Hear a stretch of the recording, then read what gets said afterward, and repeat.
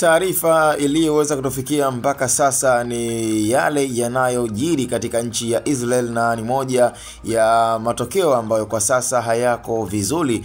Ni baada ya anga la nchi ya Israel kwa sasa kuonekana kabisa kwamba asubuhi ya leo, asubuhi mapema kabisa, likiweza kushambuliwa na ndege ambazo zilikuwa ni ndege za anga. Na hivi sasa baada ya taarifa kutoka kwa Benjamin Netanyahu ambaye pia na yeye aliweza kuthibitisha hilo mara baada ya Iran kuweza kujibu shambulizi la kwenye anga, na walioanza kufanya hili jambo ilikuwa ni nchi ya Israel ambao pia waliweza kuattack pia katika anga la nchi ya Iran, lakini pia na wao asubuhi ya leo wakaweza kujibu mashambulizi. Kwa hiyo hivi sasa na taarifa ambayo tuko nayo, na ni taarifa ambayo tumeweza kuipokea zaidi katika majarida tofauti tofauti na sehemu mbalimbali za taarifa ambazo zimekuwa ziko rasmi kabisa kwa vita inayozidi kuendelea baina ya vita ya nchi ya Iran pamoja na nchi ya Israel. Sasa katika jambo ambalo watu pia wanashangazwa sana, nikaona mwamba Donald Trump ambaye pia na yeye amekuwa ni mdau, lakini pia amekuwa ni mtu wa karibu sana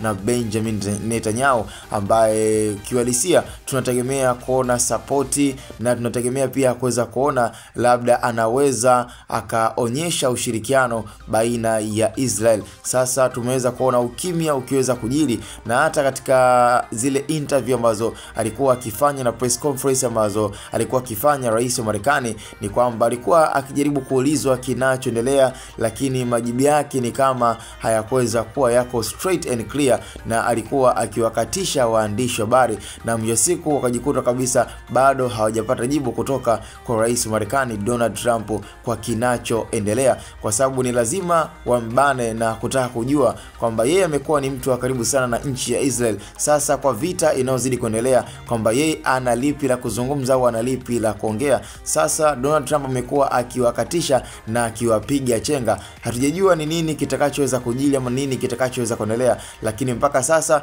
mambo yamekuwa ni mazito na upande mmoja umeelemewa. Yani kama ni uwanja basi uwanja umeinama. Yani kati ya Iran na nchi ya Israel, mpaka sasa hivi Iran amekuwa na 60% ya kuweza kumpindua na kuweza kumpiga mwamba Benjamin Netanyahu, na hapo sifa zote zimeelekewa kwa mwamba Masoud Pezeshkian ambaye pia na sasa ameonekana kuwa ni mwiba mzito kwa nchi ya Israel. Na mpaka sasa hivi ni mara baada ya anga la nchi ya Israel kuonekana kushambuliwa zaidi, na huenda ikaleta madhara makubwa katika nchi ya Israel. Kwa hiyo kikubwa cha msingi zaidi tuendelee kuwa send, lakini pia na tuwe zaidi na ukaribu na channel yetu ya Hatoboy Media kwa taarifa zaidi zitakazoweza kujili na kuendelea baina hii vita kati ya nchi ya Iran pamoja na nchi ya Israel, ambayo mambo ni moto. Vita bado ndo kwanza imeanza. Kwa hiyo mengi tutazidi kuyaona na mengi tutazidi kuyatajia katika nchi hizi mbili ambazo kwa sasa